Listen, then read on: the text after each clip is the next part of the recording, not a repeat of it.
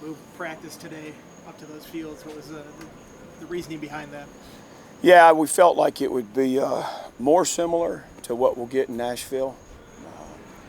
Field turf, outside in the sun, no element of shade, just a little change of scenery. A little bit hotter up there than it would be down here. Do you guys measure how much hotter We it is do, up there? yeah. How much? Yeah, degrees is it? it was 9-10 degrees hotter up there than what it would have been down here.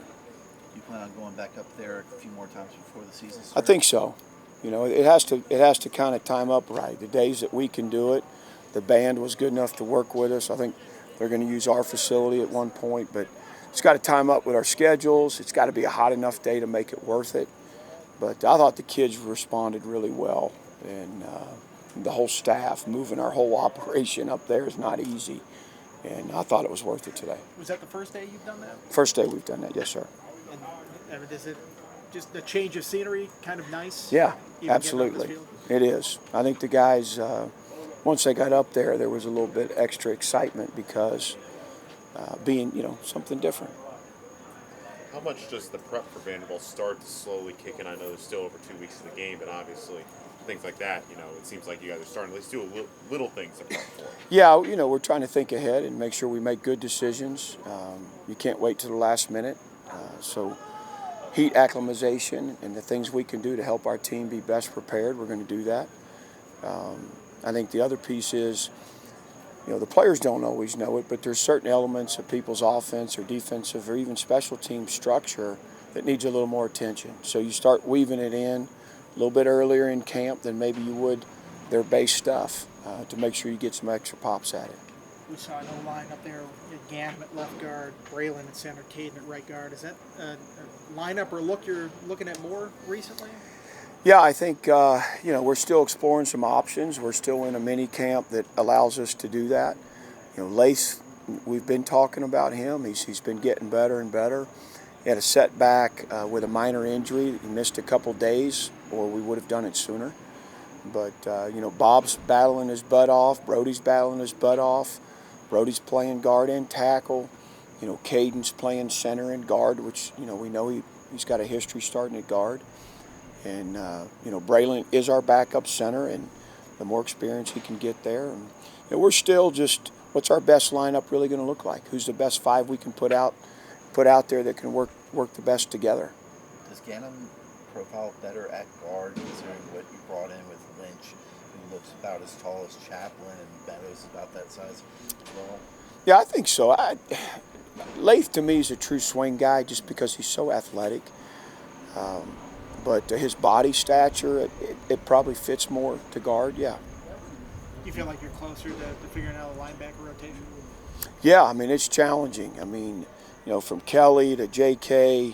to Sam to J-Mac had a good day today, I thought. Caleb Woodson's playing in there. It's a good problem to have. It's a competitive group, and they all want to roll out there in the first group, but they also know that, at least four of those guys are going to play a ton of football. You've had Kelly at will in the past. I think we saw him at Star out there today. Is there a better spot for him in your mind? Yeah, I think he's really talented at both.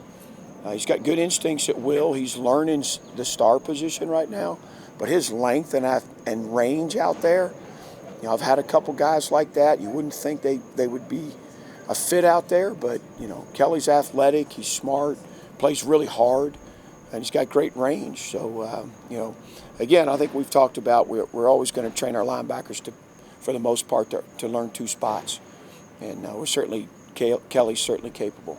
What's it meant to have one of the greatest Hokie linebackers, Xavier DB, now on staff working with those guys closely? We're so fortunate. The combination of Chris and Xavier, working with those guys, we're fortunate. Xavier brings a wealth of experience. He's not a rookie coach. This guy's been around for a while. He's coached a lot of football, and he certainly played it at the highest level and was very successful at it. So the combination of those guys, particularly with the new rules, where Coach Adibi's able to do more and have a bigger impact out there, that's good for us. Will you designate a number 2 quarterback at some point? Yeah, we will. How's the battle going? It's good. Yeah, it's good. I think we get excited about Colin, and then Pop comes back off a minor injury and has a couple of good days and makes some good plays. It's going to be interesting over the next week here. It's not as the spotlight is the starting Correct. quarterback position. Can you go up until game week and make a decision then, or do you? I don't know. Me and Tebow and Coach Chris will talk about it. I mean, I wouldn't. I'd hope we could make a decision before that. I really want things settled, whether it's linebacker, safety, backup quarterback, going into that game week. You really want to know where you're at, let people practice, in the rotation and in the position where they're going to play when we go to Nashville. You bring up safety, Mose Phillips, Jalen Jones kind of working for probably that boundary side. What have they shown today, along with the younger guy, Quentin Reddish, getting some burn there today? Yeah, I think you're talking about the top four right there, with Stroh and Mose and Jay Jones and what the young guy, Quentin Reddish, is doing. They got to keep coming. Jalen Jones has made some big improvements.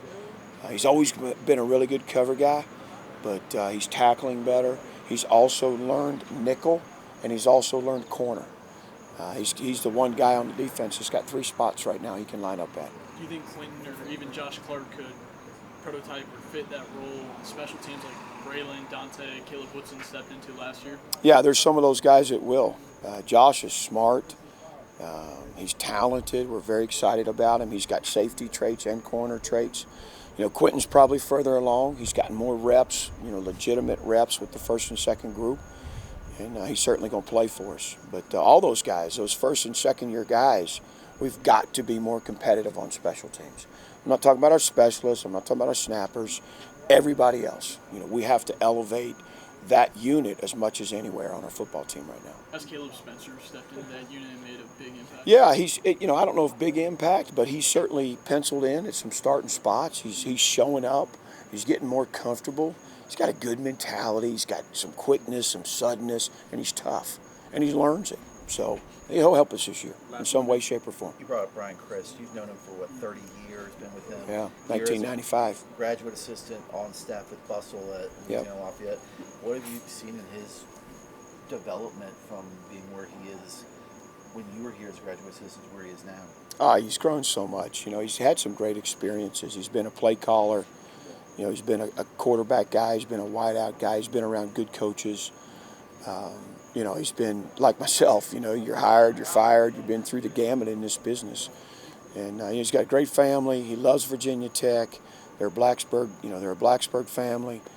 And he's a great compliment to Coach Bowen and has really helped impact our quarterback room.